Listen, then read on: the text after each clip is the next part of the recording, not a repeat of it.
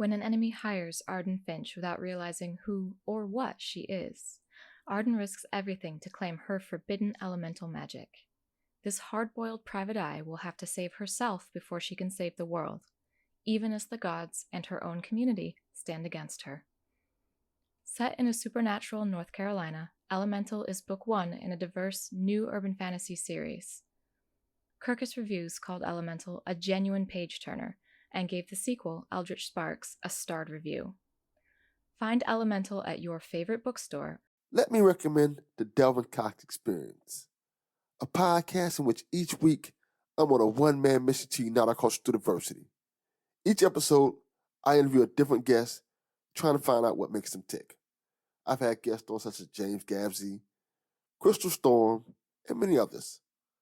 Check out the Delvin Cox Experience anywhere you get podcasts. Peace. From the Tales of the Forgotten Archives, Don't Look, Episode 2.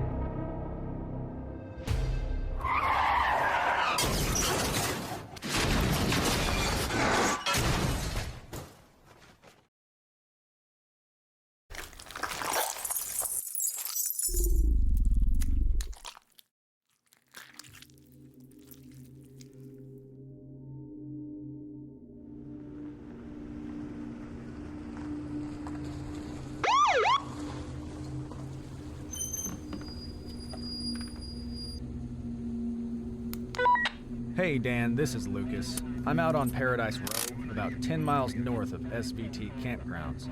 I'm going to have a pickup of a rollover here. Looks like occupants might be possible pin. I'll advise. Start rescue.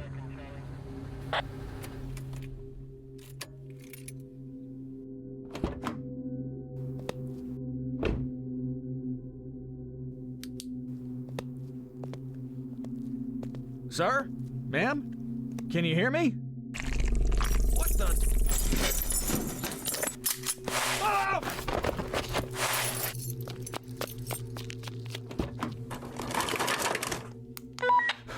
Dan, I'm gonna need...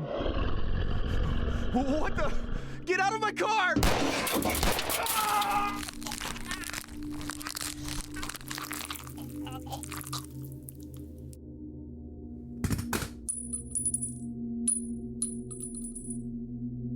You didn't think there was only one of us, did you?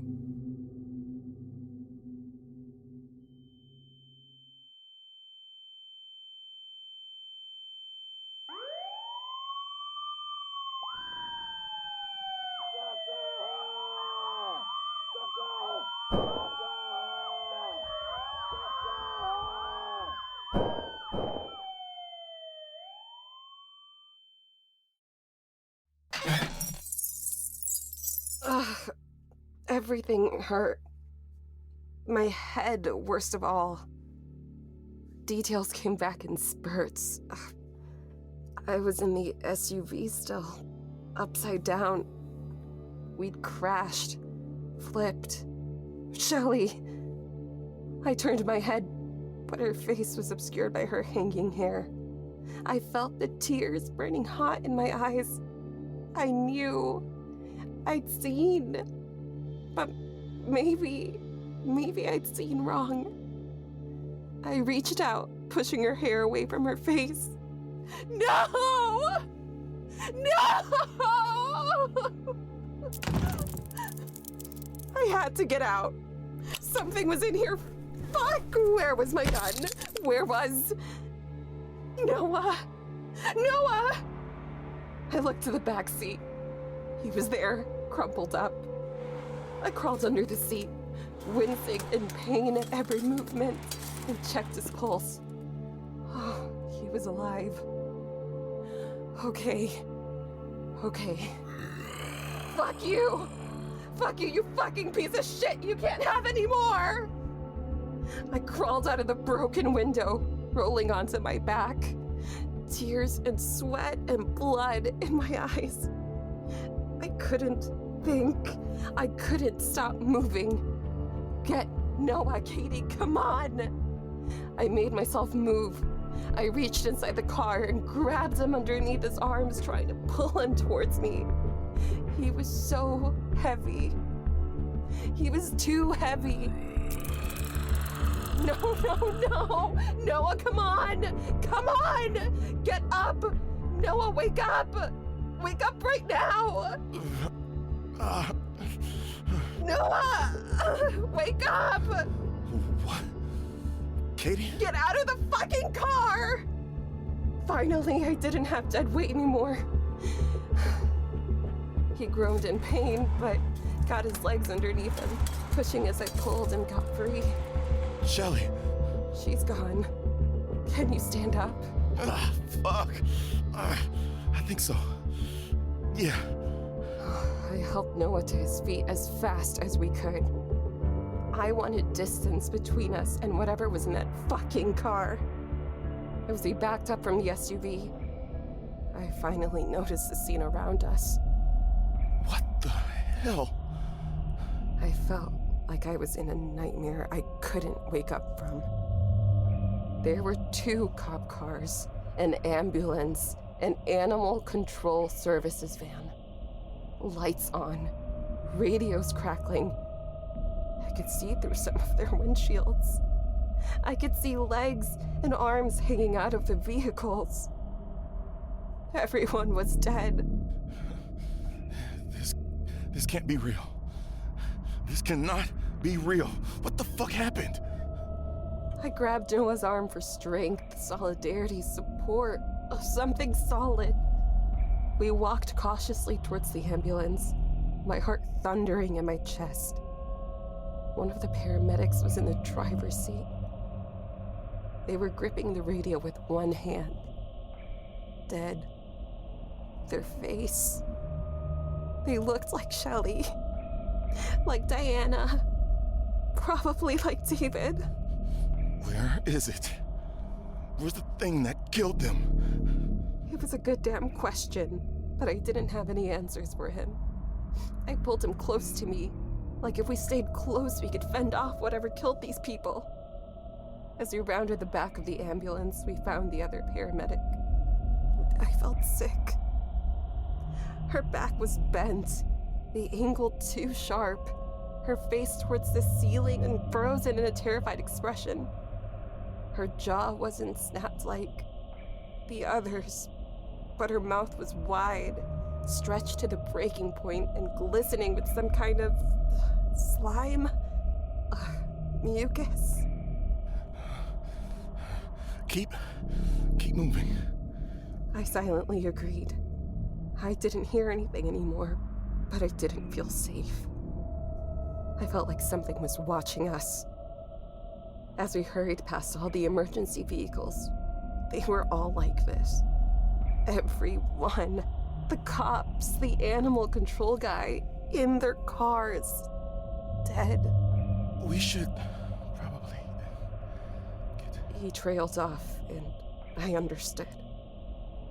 We should what? Call for help?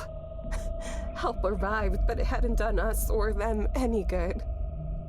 Maybe the police station isn't far. We could walk. One of the officers dropped his gun. I let go of Noah, took a second to steel myself and rushed over to the car, snatching it off the ground and hurried back.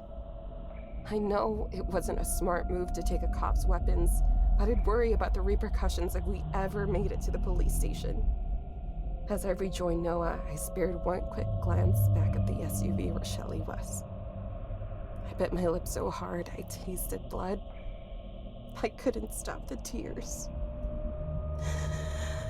Let's go.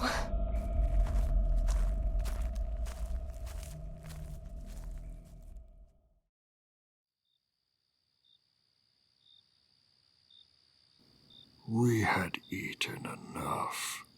For now. The others returned. I stayed watching Noah and Katie go. The smell of their fear muted by a different smell. Grief. Loss. It was beautiful. What will I smell on you when I'm in your room tonight.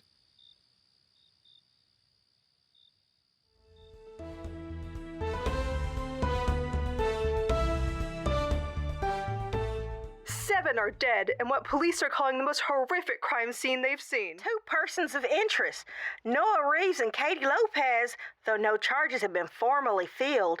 They are the lone survivors of a brutal mass murder that took place 10 miles from the popular SVT campground. It's been 3 months and police still have no answers for what many are calling the massacre at Paradise Row that left 7 people dead, including 2 officers of the West Hills PD. Back to you, Jim. Sheriff Jacob Rivers gave a statement today. Of note, both Noah Reeves and Katie Lopez are no longer persons of interest. Sheriff Rivers also stated police are dedicated to finding who is responsible for the vicious killings. What's up, everybody? It's Nate. And if 38, this is your first time here, welcome to my channel. Today on We Solve the Unsolvable, let's talk about the massacre of Paradise Row. You guys, this case is a prime example of the stupidity of small-town police. It is clear as day that Noah and Katie, the sole survivors, are 100% responsible for these killings. And get this, I have a source who told me one of Katie's friends, this guy named David Frost, died just like everyone else. What's connecting all these murders? You guessed it. Katie. How is she not the killer? I mean, it is obvious her and Noah planned this whole thing like they wanted to be in Scream 6. We're on to you, Katie. We're gonna make this unsolvable case solved. Hey guys, if you like my content, don't forget to hit that bell notification so you never miss a video from me. And subscribe. It's been 6 months since the massacre at Paradise Row. Our protection spells worked, you guys. My spirit guides told me last night that Katie and Noah are safe from the demons. Take that, you lame-ass Gen X witches. Like and follow for more spells. We are 100% going to hex the moon again this year. Bats.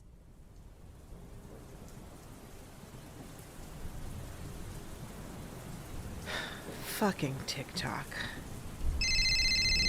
Terenzio. Confirmed.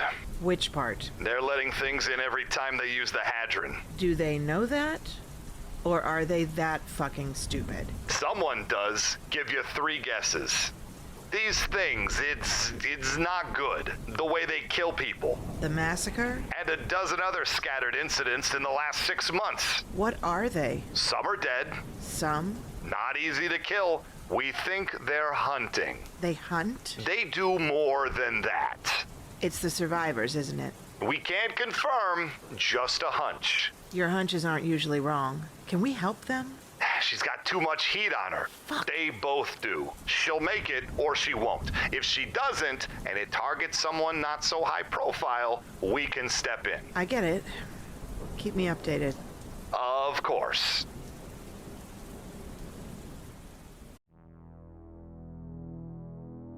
Is your hallway too short?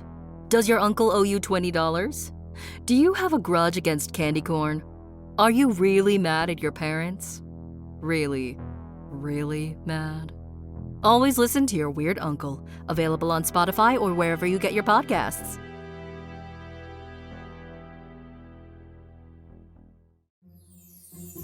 Are you tired of listening to ads and just want the story? With the Tales of the Forgotten membership, you'll get ad-free episodes of all our shows, like this one, and you'll be supporting the creators and stories that you love. Go to talesoftheforgotten.com/membership. But hey, we like to spoil you. So a Tales of the Forgotten membership also offers bonus content like character audio files, artwork, exclusive shows, first looks at scripts, and a lot more. So go to talesoftheforgotten.com/membership or just click the link in the description.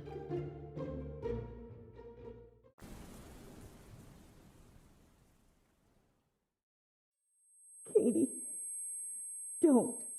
I love you. Katie.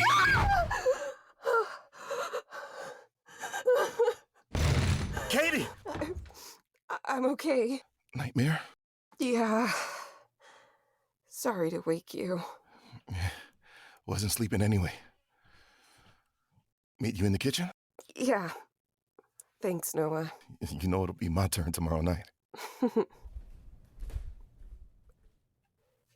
I miss you, Shell. I miss you so much.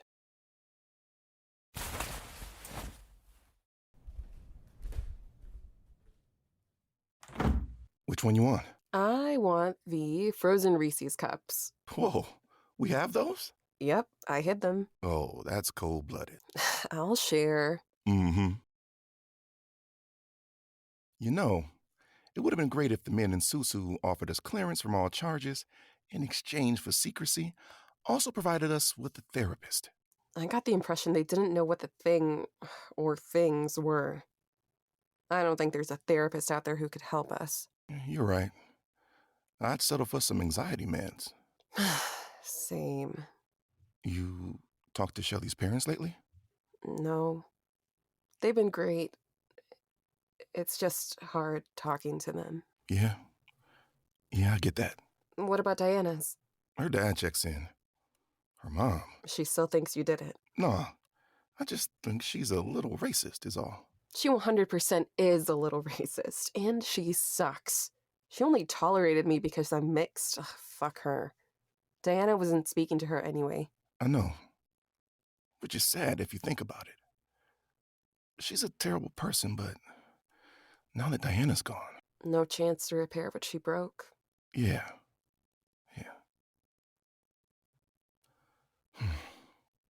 I miss her. I miss them both. Fuck, I miss them all. Me too. Let's go watch something stupid on Netflix. Hell yeah. Let's do it.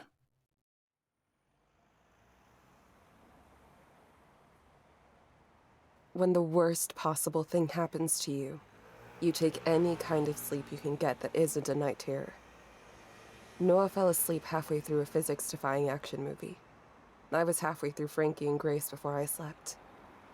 But I did actually sleep for a few hours, so there's that. We'd moved twice since. Anyway, we were now in a quaint little city that didn't care about celebrities, and so long as we minded our business, people mostly minded theirs. We both worked from home, no coworkers to deal with face-to-face every day, which was nice. People were...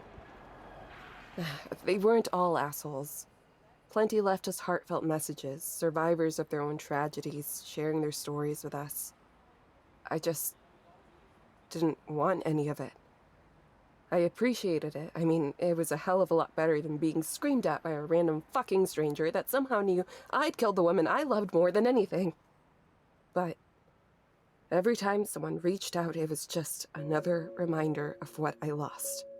And the shit part, the really, really shit part, was that I couldn't remember Shelly without remembering that night. I couldn't think about soft moments, or how we first met, or mornings in the park with coffee and cheap croissants. Every time I called up one of those memories, I went back to that night. The car, the way she looked. I didn't know when that would stop, if it ever would stop, and I couldn't talk to a therapist, so I was left to struggle with it on my own. And in between all this grief, I was so angry that those things took my memories of Shelly and tainted them. I got so hot thinking about it sometimes, I felt like I couldn't be in my own skin. Noah turned to running and boxing and going to the shooting range almost every day. Things that were so far away from who Noah used to be made me sad. I mean, exercise is great and all, and Noah wasn't in bad shape. He just wasn't that guy. I guess we all died a little that night. Fuck, focus, Katie. I stopped staring out the window and looked at my monitor. 10 new emails. Great. I clicked open my mailbox, expecting at least half of them to be from my boss. But none of them were. What the hell? The subject line of the first email read, "Please help me." The second one, This isn't a joke, please. The third one. I swear we need your help. The fourth one. Oh my God, I don't want to die, please. They kept getting more frantic. My heart started hammering in my chest. I felt my breath kick up and that insidious feeling of not being okay. That's a telltale marker of an incoming anxiety attack creeping up. I started rubbing the back of my thumb. Up, down, trying to time it with slowing down my breath. Not working. Shit. I should take a step back and go through my breathing exercises. Instead, I bit my lip and opened up one of the emails. I'm sorry for reaching out, but you have to help us. My cell is 504-613-0623.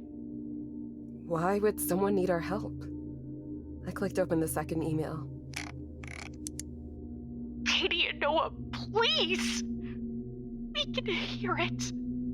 We ran, but it was in our car, and now we're walking, and we don't know what to do. Please, help us. I rolled my chair back so quickly it almost fell over. I felt like I couldn't breathe. I put my hands atop my head and closed my eyes, trying to calm myself down, but I didn't want to read anymore. But I couldn't let someone else go through this. I couldn't let someone else turn into me and Noah. Fuck! I skipped down to message 10. My brother is dead. This can't be fucking real. I'm in a nightmare. We're at DeMarco Hospital in New Orleans. You survived. Please tell me how. Tell me how I can save my family. Please. I think I can still hear it. How can it still be here? Please, help us. Please. Woo! Just broke my own record. Katie? What's going on? I couldn't answer him right away. I was biting my lip so hard I realized I was tasting blood. I slowly turned around to look at him. You remember how every time we watched Aliens, we always said if we'd been Ripley, we never would have gone back to LV-426? Yeah? What happened? It's happening to someone else. What? How do you know? I motioned for him to come over and see the emails for himself. We don't know shit about those things, Katie. We got lucky. I know. We don't know what they are. We don't even know how to kill one. I know, but Noah, don't you want to find out how? Katie? I can't keep living like this. I can't. I can't go about my daily bullshit, knowing that those things are out there taking away every good memory someone else has. They can't take anymore, Noah. They can't. You're the only family I have left. I don't want to lose you to those things. I don't want to lose you either. You don't have to do this. You don't. I wouldn't be mad or... You're not going alone. God, be sure, Noah, this isn't some movie. We might... Don't say it. I know. I'm not dumb. But you're right. I'm fucked up. And I know you are too. So, we either get less fucked up or... Yeah. I grabbed him, hugging him as tight as I could. Noah hugged me back so tight my ribs hurt and I could feel him trembling. I didn't want him to come, but at the same time, my coward ass really did. I didn't want to do this alone. I wasn't under any illusions. We could be walking into a trap or straight to our deaths. But you know what? Eventually, you get tired of being afraid, and you get really fucking angry.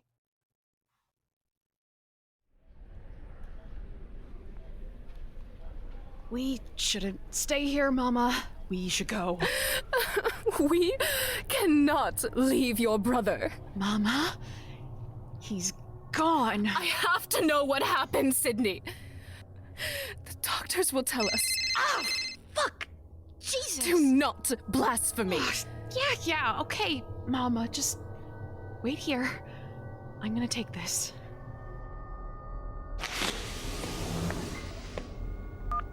Hello? Is this Sydney? If this is a spam call, now is really not a good... It's Katie. Oh my god! Did you get my emails? Of course you got my emails. You're calling Katie. Thank you.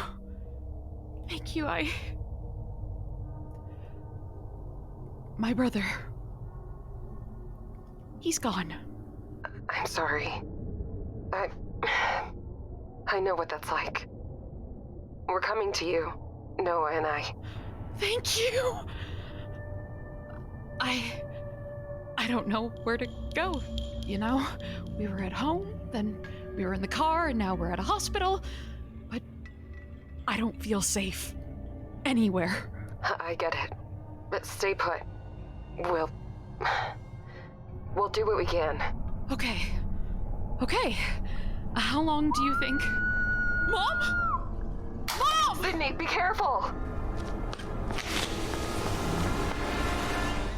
No! Mama, no!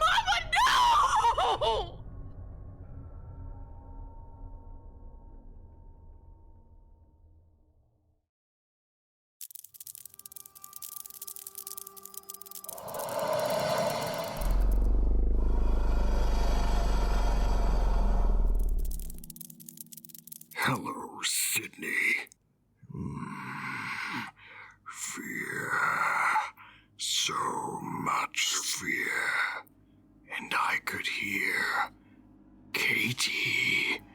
My sweet Katie. I dreamed about you.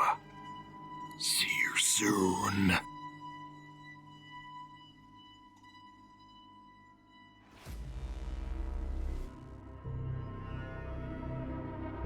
Thank you for listening to Don't Look.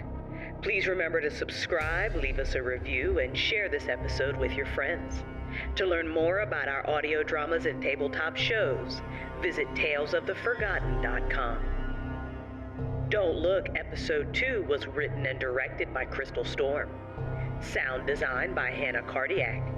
Starring Lena Garcia as Katie, Gerald Hill as Noah, Jake Riker as the monster, Kay Riley as Sydney, Melissa Oakey as Terenzio, Ray Stakanis as the Fixer, Nick Mercer as Officer Lucas, Shelley McArlene as Shelley, Bobby Chet as Sydney's mom, Clara, Hannah Cardelihac as News Announcer 1, Jocelyn Ford as News Announcer 2, Cam Sully as YouTuber Nate, Guama Harstenel as TikToker.